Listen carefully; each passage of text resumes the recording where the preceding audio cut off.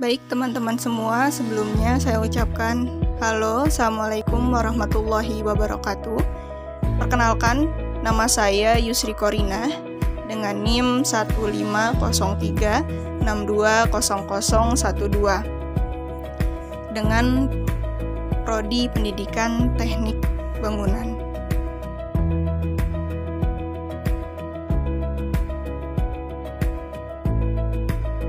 Baik, di sini saya akan menjelaskan mengenai analisis model dan sintaks pembelajaran mata pelajaran yang kita pilih atau yang saya pilih.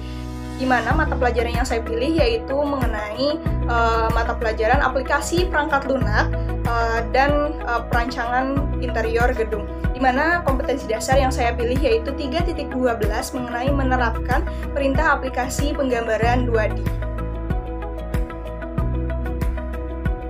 Nah, teman-teman, setelah kita menyinggung sedikit nih, apa sih sebenarnya mata pelajaran yang akan kita bahas? Nah, di sini saya akan menjelaskan sedikit mengenai mata pelajaran tersebut. Nah, mata pelajaran aplikasi perangkat lunak dan perancangan interior gedung yaitu mata pelajaran produktif yang ada di SMK, di mana mata pelajaran tersebut menekankan pada praktik. Nah, mata pelajaran tersebut juga yaitu salah satu mata pelajaran yang ada pada kompetensi keahlian desain permodelan dan informasi bangunan atau yang sering kita dengar nih, DPIB. Nah, baik, selanjutnya yaitu ada kompetensi dasar, di mana kompetensi dasar yang saya tentukan pada kali ini yaitu kompetensi dasar 3.12 mengenai menerapkan perintah aplikasi penggambaran 2D. Nah, di mana pada kompetensi dasar ini peserta didik ini diberi motivasi nih dan panduan untuk melihat, mengamati, membaca, menerapkan, kemudian mengoperasikan perintah aplikasi pada penggambaran 2D itu sendiri. Nah, setelah saya menyinggung sedikit nih mengenai mata pelajaran dan juga kompetensi dasar yang saya pilih, di sini saya mencantumkan referensi di mana mata pelajaran dan kompetensi dasar tersebut ada. Nah, bisa teman-teman lihat di atas ini ada cover dari silabus referensi kompetensi dasar dan mata pelajaran yang saya pilih. Nah, dan di sini ada tabel mengenai kompetensi dasar tersebut. Bisa teman-teman lihat.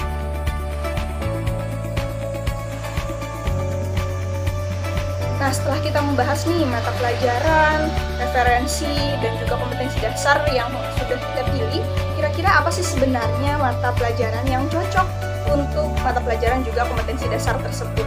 Nah, di sini saya menentukan atau memilih PBL untuk menjadi jawabannya. Nah, kira-kira apa sih PBL ini dan apa kecocokannya dengan mata pelajaran tersebut? Nah, pada kompetensi tersebut cocok nih untuk menggunakan model PBL karena pada model pembelajaran PBL ini merupakan model pembelajaran yang menekankan pada peningkatan kemampuan skill analitis dan berpikir kritis siswa. Nah, ini menurut Bas Jarudin dan Rahman pada tahun 2016. Nah, kita underline tadi untuk meningkatkan skill dan berpikir kritis. Nah, ini sangat relevan dengan visi-misi SMK, di mana anak-anaknya atau siswa-siswinya yang nanti akan dicetak untuk menjadi siap kerja. Otomatis kemampuan peningkatan skill dan berpikir kritis sangat dibutuhkan untuk hal tersebut. Nah, setelah mengikuti pembelajaran dan yang menerapkan model pembelajaran tersebut, kira-kira apa sih harapannya? Nah, di mana harapannya yaitu peserta didik dapat menerapkan desain interior dengan elemen-elemen, material, model, dan aksesoris di setiap ruangnya untuk penggambaran 2D itu sendiri. Nah, baik teman-teman, setelah kita membahas bagaimana sih atau apa sih mata pelajaran, kompetensi dasar, juga model pembelajaran yang cocok atau yang sudah saya pilih. Nah, setelah itu di sini saya akan membahas mengenai sintaks pembelajaran yang sudah saya coba susun nih. Nah, yang pertama yaitu ada orientasi peserta didik, di mana si pendidik ini menyampaikan materi terkait, yang tentunya materi terkait itu merujuk pada kompetensi dasar yang sudah saya pilih tadi. Nah, menurut saya anak-anak SMK ini mempunyai karakteristik menyukai hal-hal yang berbeda daripada biasanya, sehingga pada penyampaian materi di sini saya mengusungkan ada metode yang baru, yaitu dengan mencontohkan beberapa toolbar atau beberapa perintah yang ada di aplikasi tersebut menggunakan gerak khusus. Nah, bisa saya contohkan untuk lebih jelasnya di slide berikutnya.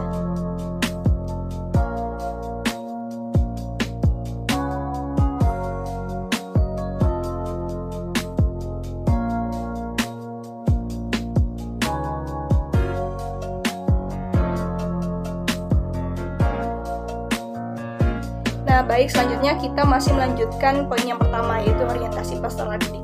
Nah, di mana tadi saya sudah menyinggung sedikit aktivitas apa sih yang dilakukan oleh pendidik, yaitu untuk menyampaikan materi terkait. Nah, untuk peserta didiknya sendiri, otomatis peserta didik ini menerima materi yang sudah diberikan oleh pendidik dengan cara bisa mendengarkan, memahami, dan juga tadi meniru gerak khusus yang sudah diperagakan oleh pendidik itu sendiri untuk memahami materi terkait. Nah, baik, untuk poin yang kedua yaitu mengorganisasikan peserta didik untuk belajar. Nah, di sini pendidik ini membentuk kelompok untuk belajar, di mana setelah membentuk kelompok tersebut, pendidik ini memberikan tugas berupa proyek gambar kerja bangunan sederhana 2 dimensi. Nah, untuk peserta didiknya sendiri, yaitu peserta didik ini membagi tugas kelompok untuk memenuhi tugas tersebut. Nah, misalnya dengan cara satu kelompok itu dibagi 4 orang kan tadi oleh peserta didik. Nah, dimana misalkan satu orang ini menggambar 2 gambar kerja sederhana seperti denah dan potongan. Nah, baik, untuk poin selanjutnya yaitu membimbing penyelidikan individu maupun kelompok. Nah, yang dilakukan pendidik di sini yaitu memastikan dan menjadi fasilitator untuk peserta didik dalam memahami materi yang sudah disampaikan, juga tugas yang sudah diberikan. Nah, untuk yang dilakukan peserta didik sendiri yaitu si tiap-tiap kelompok ini menentukan bangunan sederhana nih. Bangunan sederhana apa yang akan mereka pilihkan? Bangunan sederhana itu ada berbagai jenisnya ya, seperti rumah tinggal, ruko, dan lainnya. Nah, peserta didik ini menentukan bangunan sederhana yang akan mereka kerjakan nanti. Nah, adapun misalkan materi yang tidak atau yang kurang dipahami, peserta didik ini dipersilahkan untuk berkonsultasi atau bertanya kepada pendidik. Nah, baik, untuk poin yang keempat yaitu mengembangkan dan menyajikan hasil karya, di mana pendidik ini memberi referensi nih mengenai proyek gambar kerja bangunan sederhana 2 dimensi dan memantau diskusi pengerjaan proyek tersebut. Nah, untuk yang dilakukan si peserta didik sendiri yaitu kelompok ini melaksanakan diskusi untuk menghasilkan gambar bangunan sederhana yang menarik. Nah, misalkan seperti tadi ya, memilih bangunan sederhana ruko untuk dikerjakan. Nah, kira-kira ruko seperti apa sih yang menarik, ruko seperti apa sih yang berbeda untuk dikerjakan atau untuk membuat hasil yang maksimal. Baik, untuk poin yang terakhir yaitu menganalisis dan mengevaluasi proses pemecahan masalah. Nah, di mana di sini si pendidik ini menerima, menganalisis dan memberi catatan nih mengenai tugas atau hasil dari proyek gambar bangunan sederhana 2 dimensi yang sudah tadi dikerjakan oleh si peserta didik. Nah, dari si catatannya sendiri bisa berupa saran atau kritik mengenai hasil tersebut.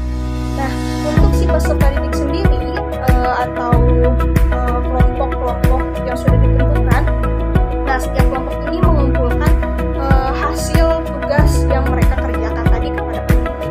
Nah, selanjutnya ketika sudah dinilai, nah si peserta didik ini dilanjutkan dengan merangkum atau membuat kesimpulan sesuai dengan masukan yang diperoleh dari catatan pendidik tadi. Nah, baik teman-teman, setelah tadi saya memaparkan beberapa hal yang sudah saya jelaskan, di sini saya